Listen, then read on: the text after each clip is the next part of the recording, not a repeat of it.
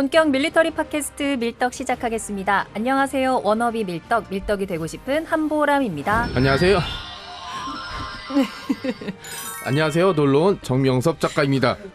안녕하십니까. 밀리터리 에비토코 김대영 군사평론가입니다. 야, 진짜 시킨다고 진짜 하는구나. 야, 시키다니요. 진짜 무서운 동네야.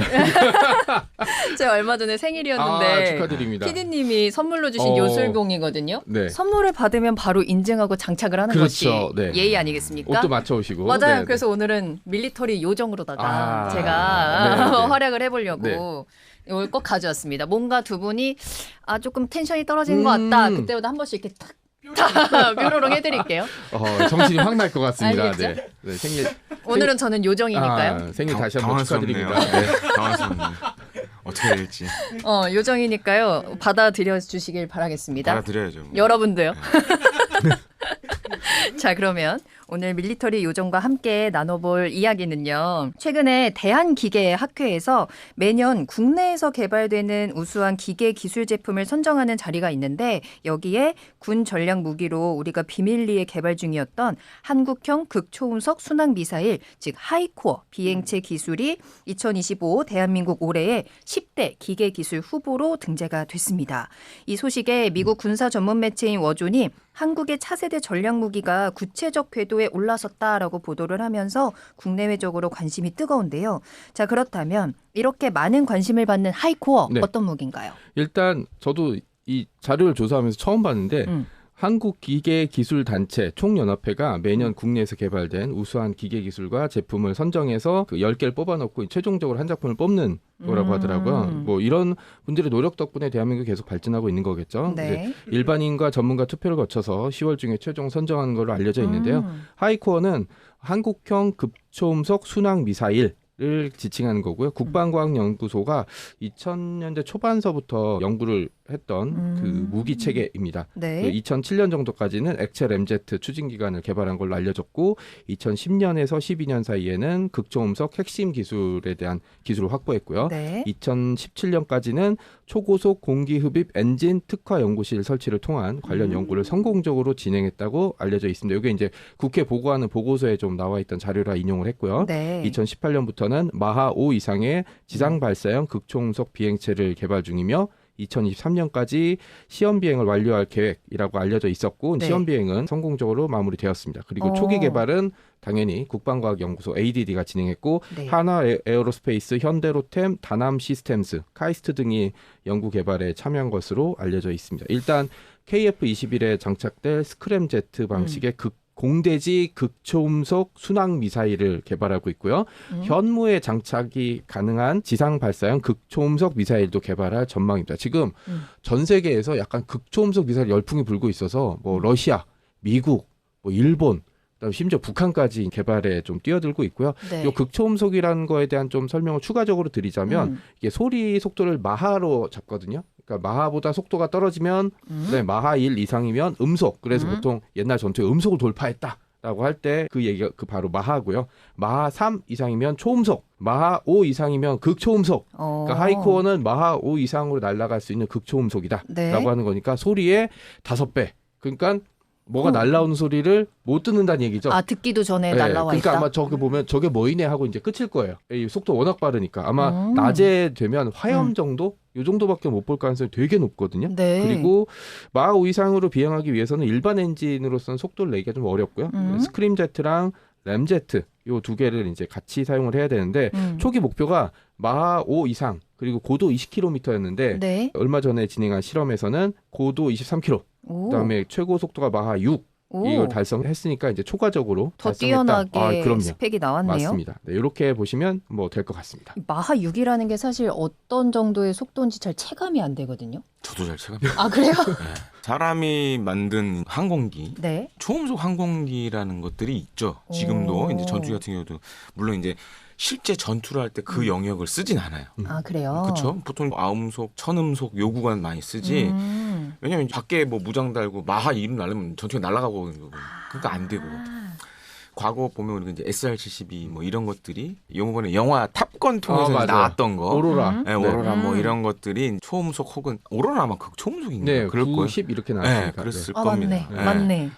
그렇죠. 90? 그러니까 이제 물론 이제 영화상에서 CG로 보였지만 네. 이게 충격파가 어마어마했잖아요. 맞아요. 사실 과거에 그 SR-72도 그런 사건이 되게 많았었거든요. 그러니까 이제 극초음속 미사일 얘기를 해주시면 이제 극초음속 미사일은 방식이 두 가지가 있습니다. 네. 첫 번째가 극초음속 활공체 방식. 그래서 이제 탄도미사일처럼 쏴서 속도를 받아가지고 마하 5 이상으로 낙하하면서 막 이제 뭔가를 부수는. 네, 이렇게 막 요리조리 빠바밤. 이제 활공하면서 내려가서 어. 목표물에 타격하는 방식이 하나가 있고 지금 우리가 얘기하는 하이코어는 극초음속 순항 미사일에 가깝죠.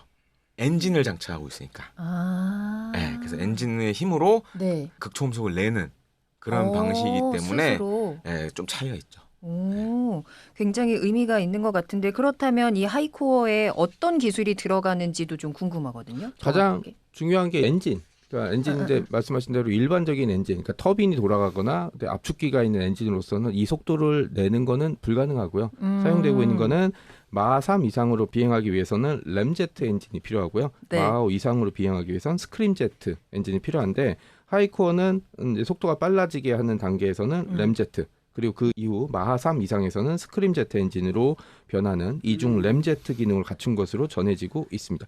이게 네. 되게 복잡한 기술이라는 설명을 다 빼고 말씀드리면 보통은 엔진이 들어가려면 압축기가 있고 그다음에 이 압축기를 통해서 공기를 받아서 연료를 연소시켜서 뿜어내는 방식인데 램제트와 스크림제트는 이 압축기가 없는 거죠. 그러니까 공기를 직접 받아서 네. 연료를 태워서 내보내는 방식이라 그 속도는 되게 빨라지는데 엔진의 내구도가 굉장히 떨어지거든요. 네. 그러니까 한 번 쏘고 돌아오지 않을 미사일 엔진에는 요거만큼 좋은 게 없죠. 엄청난 기술적인 난이도와 뭐 여러 가지 문제가 있긴 하지만 그래서 자세히 보시면 네. 그 미국이 이제 한번 선보였던 X-51 웨이브 라이더랑 형태가 좀 비슷해요. 오리 주둥이에다가 아래쪽에 이제 턱이라고 저는 부르는데 턱이 약간 앞으로 삐져나와 있어요. 이렇게 삐져나와 있어서 공기를 최대한 빨리 받아들일 수 있게 하는 방식으로 돼 있으니까 요 공기흡입구를 통해서 들어온 공기가 이제 직접 엔진으로 들어가서 이제 뿜어내는 방식을 사용하고 있습니다. 그리고 우리나라 하이코어는 좀 다른 특징이 하나인데 부스터가 2단으로 달려 있거든요.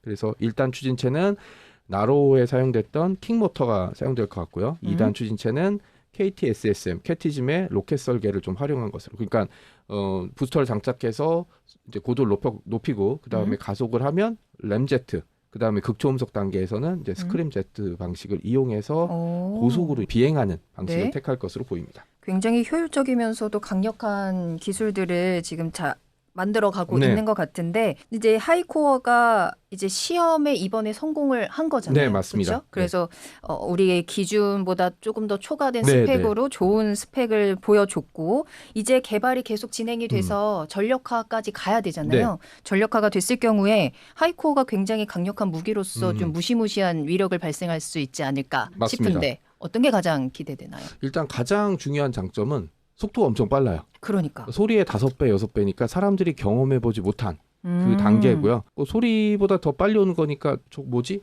하지도 못할 수도 있어요.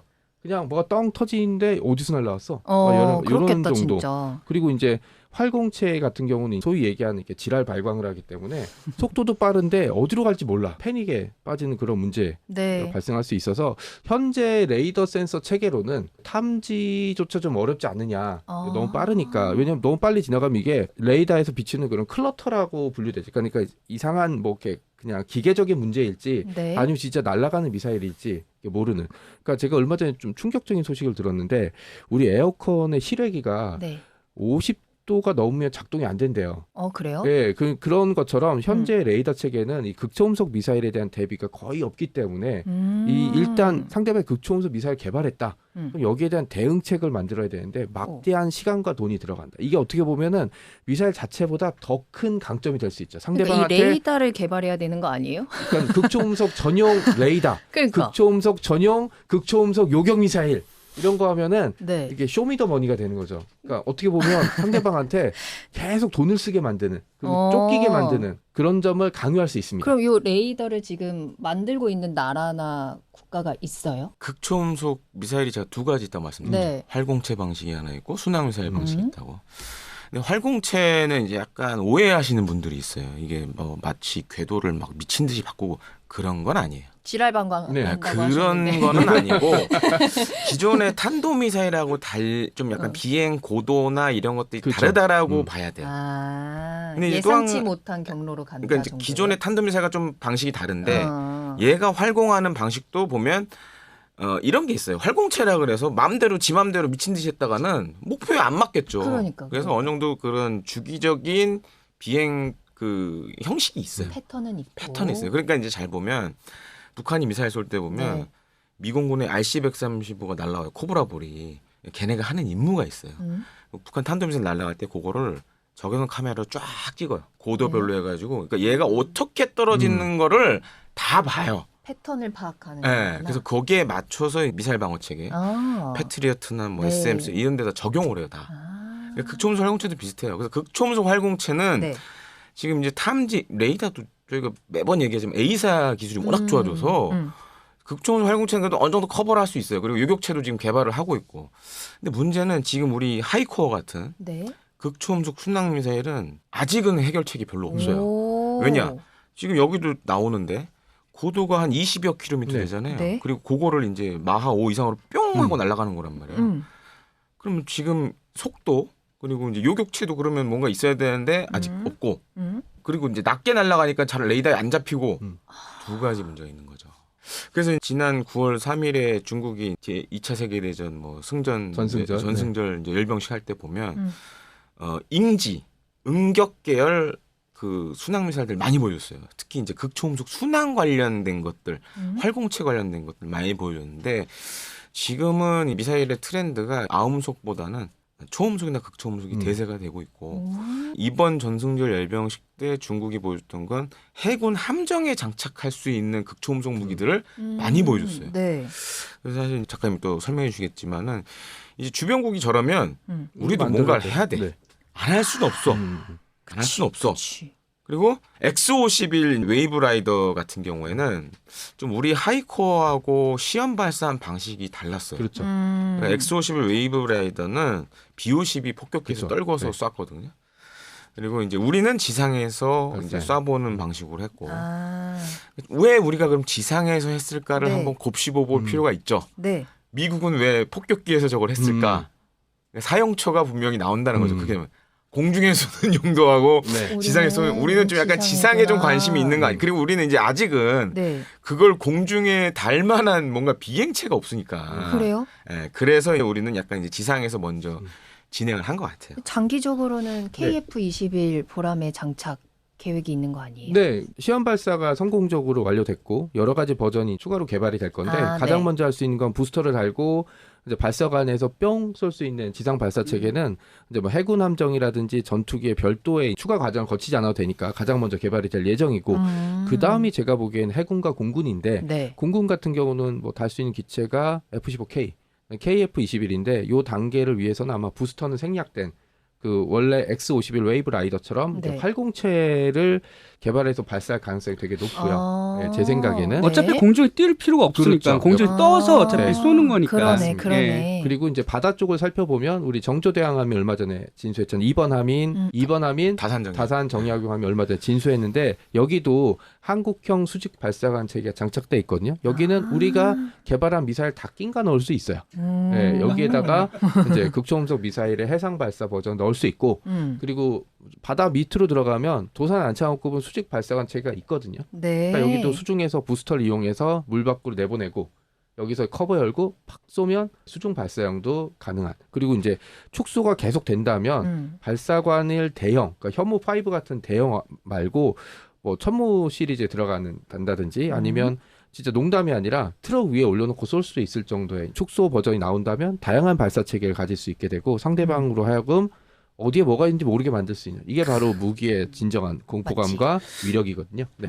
이거는 나오면 나오는 대로 그냥 맞아야겠네요. 뭐 지금 뭐 타격 수단이 없으니까. 그리고 이번 이란과 이스라엘의 전쟁 같지 않은 전쟁 한번 한 적 있잖아요. 그 전쟁에서 이란이 그나마 마지막에 숨을 쉴 수 있었던 게 극초음속 미사일이라고 주장했던 파테흐 시리즈. 네, 뭐 여러 가지 기술적인 문제가 있긴 하지만 네. 이스라엘이 막판에는 여기 요격률이 엄청 떨어졌고요. 문제가 섞어 쏘기가 되거든요. 그러니까 일반 미사일 쏘고 아니면 포탄 쏘고 이 사이에 극초음속 미사일 쏴버리면 사실 극초음속만 대기하고 있다가 야 그래 20km 잘 봐.